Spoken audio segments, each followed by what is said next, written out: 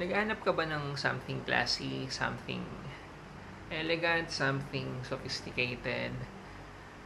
Hindi OA mag-project pero sobrang lakas nung iniiwan niya na impression.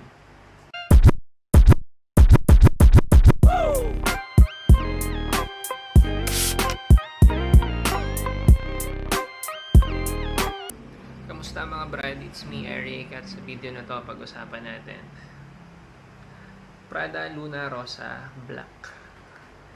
Naghanap ka ba ng something classy, something elegant, something sophisticated?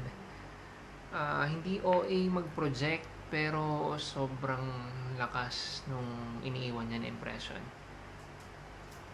Baka ito na yun. Fun fact. So may linya talaga ng Luna Rosa. Same yung itsura ng bote katulad na nakita nyo. Wala na yung takip nito may umarbor. So may mga kapatid siya, iba-iba lang yung kulay pero magkakapareho yung design ng bottle.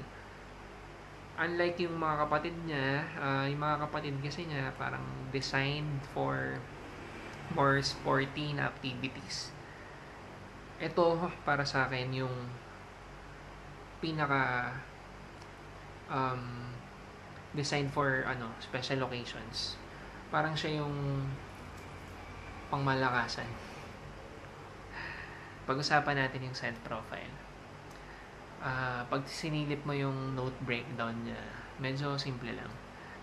Top note may bergamot, sa mid may angelica at saka may patchouli, sa base may musk at saka may amber.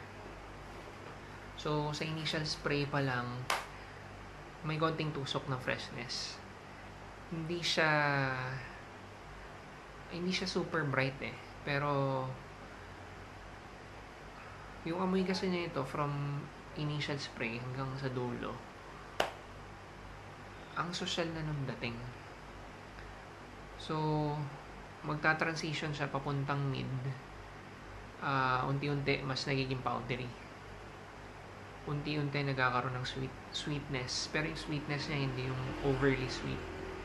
Yung sweetness niya parang lang, may konting warmth, tapos may konting sweetness na mas lalong nagiging inviting yung scent. From initial spray, inviting na siya. Pero habang pumupunta dun sa mid, mas nagiging inviting. Pag pumunta sa dry down, mas lalo na. Sobrang bango ng dry down.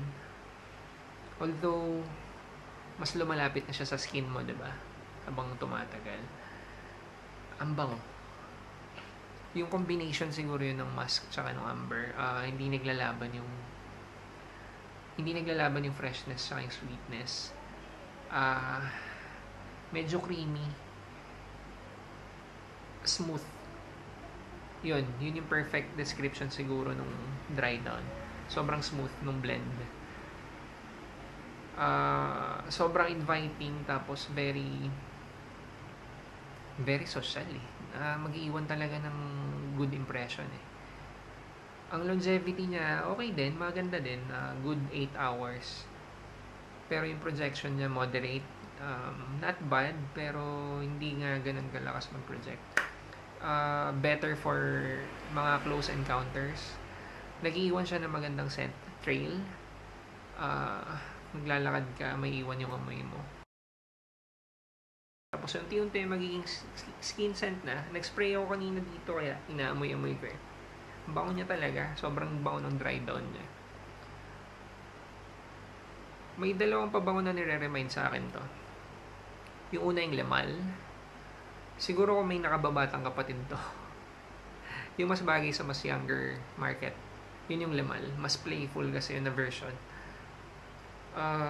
Kung gusto mo naman nung mas may vanilla na version nito, Armani Code Absolute. Mas matamis. Ito, parang nandun siya sa gitna ng dalawa. Bagay ito sa mga mid-20s, ganun. Professional na, pero considered yung professional pa. Hindi ka pa nandun sa pinakataas, pero wala ka na dun sa baba. Kaya ako kinukumpara sa professional kasi ganun talaga yung dating niya eh. Something social eh. I mean, hindi ka na naglalaro. Bagay siya for date nights. Pwede ko rin siya ikumpara sa Dior Homme Intense, yung vibe niya. Kasi para sa akin, yung Dior Homme Intense, isa yun sa mga pinaka pwede na date night fragrance. Yung mga pang close encounter. Tsaka pareho silang powdery. Ano pa ba? Bagay siya for formal events. Kung attend ka ng kasal, kung may mga attendan ka na importanteng okasyon, siguro isa pa pala, ma-advise ko kung mag-apply ka sa trabaho. Say, working ka na. Diba sabi ko nga, mid-20s. So, nag-work ko na, lilipat ka na ibang company.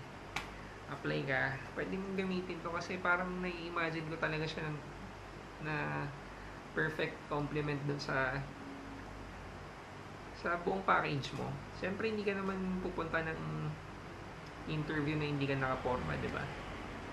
Kadalasan nga, formal pa natin kapag ma-attend tayo ng interview eh. Ito yung finishing touch nung forma mo. Ang elegante niya. Parang, ang confident niya pero hindi siya mayabang. Hindi siya loud eh. Pero, nag-iwan talaga ng lasting impression. Tapos, ang classy niya. Ang inviting,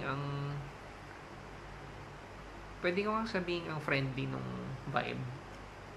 Hindi ka mai-intimidate. O hindi ma-intimidate yung makakaamoy. Manly, pero hindi rugged. Mga business meetings, okay to. Pwede mo nga rin itong gamitin na office scent.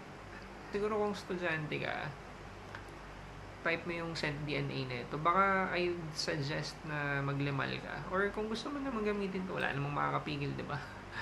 Opinion ko lang naman to. Depende talaga sa nagdadala eh. Pero yun yung for me na napipicture out ko na itsura or mga occasions, mga scenarios na bagay siyang gamitin for something formal. Date nights, definitely mag-iwan ka talaga ng magandang impression. Sabi ko kanina, for close encounters, di ba? So, magkatabi kayo nung ka-date mo, mas naamoy ka niya. Kasi nga hindi to malakas mag-project eh. Pero kung magkatabi kayo, eto, inaamoy ko yung braso ko ngayon. Ang bango talaga. And hindi ko lang siya ma-recommend na i-blind buy. Kasi medyo pricey. Prada eh. Pero kung hindi mo problema yung pera, pwede hindi lang siya for everyday use sa palagay ko. Pero kung yun nga, hindi mo naman problema yung pera, pwede mo siya ipang signature scent sa office. Words to describe, confident pero hindi overconfident. I mean confident pero hindi mayabang. Effortless yung pagiging classy niya eh. Alam mo yung may mga tao na hindi kailangan magdamit ng sobrang gara. Pero alam mo na may kaya or nakakaangat sa buhay. Ganun yung vibe na binabato niya. Nag-iwan talaga siya ng impression na kahit hindi ka magpakilala, aalamin ng tao kung sino ka. Parang ganun yung dating niya. So, yun lang yung masasabi ko dito. Kung may comments kayo, kung may violent reaction, kung may dadagdag kayo, lagay nyo sa comment section. Kung may alam kayo alternatives neto, kasi ako wala. Middle Eastern na. Wala akong alam na alternative neto. Lagay nyo sa comment section. Kung nagustuhan yung video, pa-like and pa-subscribe. Thank you.